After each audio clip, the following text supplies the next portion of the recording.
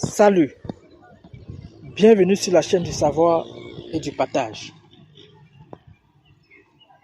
Notre but ultime est de faciliter la compréhension des notions fondamentales qui gouvernent les procédés de transformation rencontrés dans les unités industrielles à travers le monde.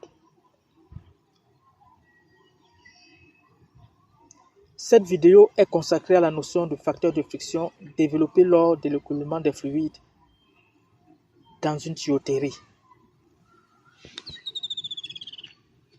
En effet, les forces résistantes qui doivent être surmontées afin de pomper un liquide dans une tuyauterie ont plusieurs origines.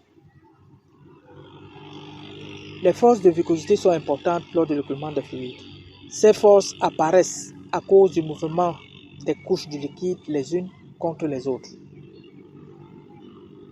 Les autres forces d'importance particulière sont dues à la friction entre le liquide et la surface de la paroi de la tuyauterie. Lorsqu'un liquide s'écoule à travers un conduit, une partie de son énergie mécanique est dissipée à cause de la friction. Il est commun de nommer cette énergie dissipée comme une perte d'énergie par friction. Bien que ne constituant pas vraiment une perte, une partie de l'énergie fournie au liquide pour qu'il s'écoule est réellement convertie en chaleur. Ainsi, toute l'énergie mécanique n'est pas disponible comme énergie utile dans le système de transport des liquides.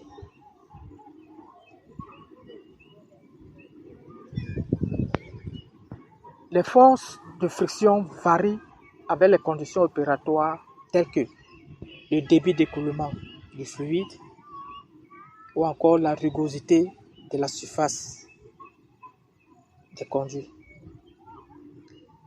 L'influence de ces forces de friction est exprimée sous la forme d'un facteur de friction F.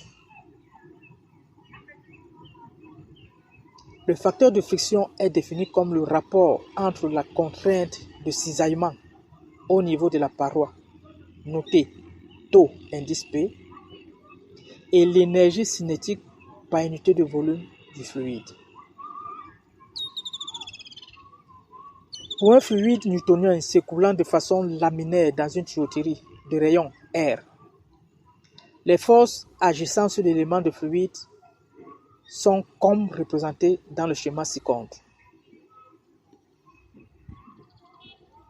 D'après la seconde loi de la dynamique de Newton, la somme des forces agissant sur l'élément du liquide est nulle car la vitesse d'écoulement est constante.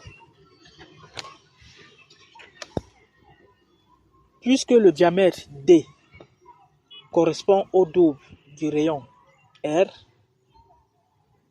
on peut donc obtenir l'équation ci-contre. En remplaçant cette expression, on obtient la relation suivante. Or, la chute de pression d'un liquide newtonien s'écoulant de façon laminaire est obtenue par la formule ci-contre.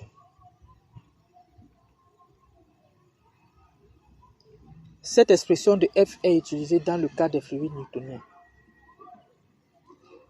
Si on est en présence d'un fluide non newtonien, il faudra se rappeler du nombre de Reynolds généralisé afin de caractériser le type d'écoulement.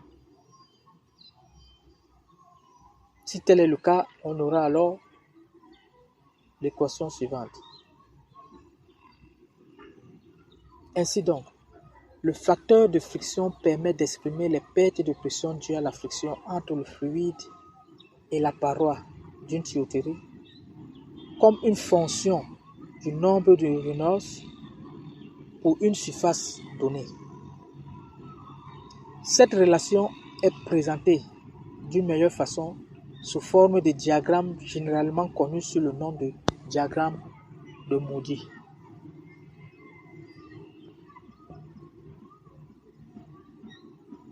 En observant ce gradient, l'on constate que pour des valeurs du nombre de Reynolds inférieures à 2100, l'écoulement est laminaire et l'équation de Hagen-Poiseuille est représentée par F égale à 16 sur nombre de Reynolds.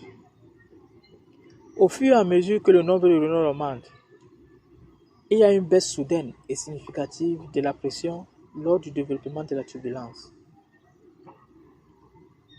Dans la région de transition, il est difficile de prédire le facteur de friction. Néanmoins, pour une turbulence entièrement développée, une série de courbes peut être tracée montrant F comme une fonction à la fois du nombre de Reynolds et de la nature de la paroi du tube.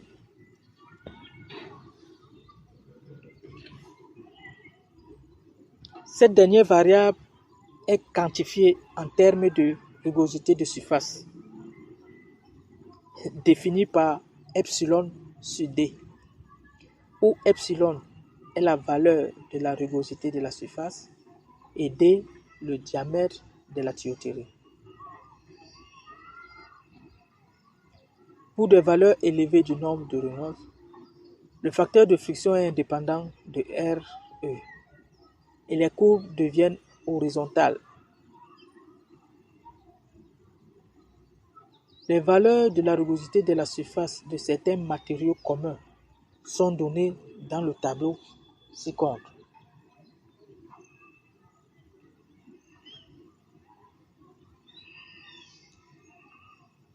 Le facteur de friction peut être défini de plusieurs manières et des versions différentes de diagramme de Moody sont disponibles. Il est ainsi important de reconnaître clairement quel facteur de friction est utilisé dans ces diagrammes. En effet, je voudrais bien que vous mettiez dans les commentaires si vous avez reconnu le facteur de friction utilisé dans le diagramme que nous avons utilisé au cours de cette vidéo. Le facteur de friction de Darcy est plus grand que celui de Fanning par un facteur de 4. Plusieurs expressions ont été développées pour décrire les courbes du diagramme de Moody. Parmi celles-ci, la plus simple pour les tubes à surface lisse est l'équation de Blasius. La chute de pression observée dans un tube peut alors être calculée à partir de la formule ci-contre.